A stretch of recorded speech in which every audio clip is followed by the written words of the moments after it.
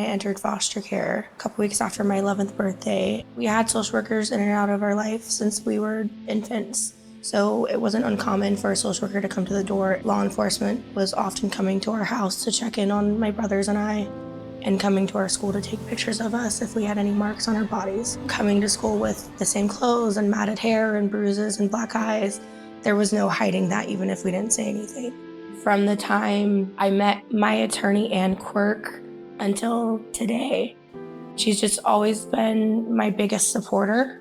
She was always progressive and advocating for me and my needs. I met Lola when she was 12. From first meeting her, it was really clear she was determined to have a better life. I was in foster care from 2010 until 2020. During my time in care, I've lived in over 20 foster homes. I moved around often and I changed schools often.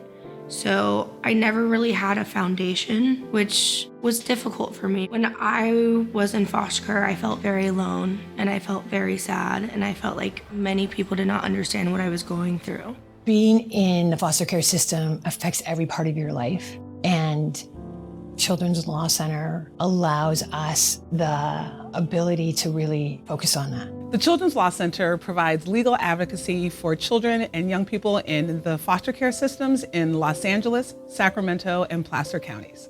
We represent the most youth in foster care. People are willing to listen to what we have to say because we've seen it firsthand. One of the things that makes working here at the Children's Law Center so special is the opportunity that we have to embrace and be a part of the legislative process, being in the capital of our state. We are able to really have hands-on opportunities to impact what is going on statewide for child welfare. Children's Law Center was instrumental in passing AB 490, which was groundbreaking in terms of education rights and services for youth in foster care. And it changed the landscape. I had the opportunity to testify to the state legislators. That was an amazing experience. My attorney, Ann, let me know that there was going to be a panel of foster youth at the state capitol and asked if I wanted to participate. I actually went to a good school, Intercom High School. I started my freshman year there. They accepted me into the Seeker program, the California Early College program. And so if I would have stayed there, I would have had my all 4 years of high school set for me. I would have started taking community college at ARC my sophomore, junior, and senior year, and I would have been on track to graduate if I would have stayed. They also funded for me to play basketball, and I had to quit the team because I moved.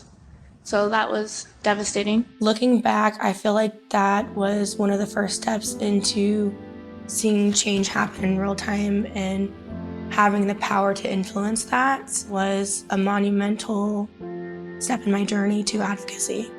Children's Law Center serves its clients both inside and outside of the courtroom. We have assigned attorneys for each and every one of our cases who provide exceptional advocacy throughout the legal process of the child welfare system. But in addition, we have non-lawyer staff, social work investigators, peer advocates, case managers, who help to support all of the needs of our clients. A peer advocate is a staff person who has lived experience of that of our families and our young people that we serve. And our peer advocates are a part of the entire legal team working to advocate for our youth. I found out about the peer advocate program from Ann. I applied and I got the job. Walking up to the office and seeing the attorneys that represented me as a child, and being an employee and working with them and them being, my peers, something I could have never dreamed of. We work with transitional age youth and supporting them navigating post-18 and post-21 support, connecting them to local resources. Because she has so recently been through the system herself, she has automatic credibility when she's talking to our clients because she's been there. She's able to really change how we do our job because she went through it. My favorite aspect of my job, and a thing that means the most to me, is being able to advocate for this youth, because sometimes no one else is able to do so, and they're not able to do so for themselves. When people fail our children, that's when Children's Law Center steps in to become that person for them. We take excellence in advocacy as more than just a tagline, but it's all of our motivation for the work that we do every day. We want to make sure that we positively impact each and every young person that we have the opportunity to work with, not only for their current situation, but also to plant those seeds to improve their lives with their own children and throughout future generations. When I found out I was going to be a mom, I was very nervous and anxious, but at the same time, I felt like this was going to be everything I needed. Having my children, I would never want them to go through an ounce of what I did. As a parent, it's my responsibility to protect them and love them and make sure they're safe, happy, healthy. There's that saying that courage is you're scared and you do it anyway.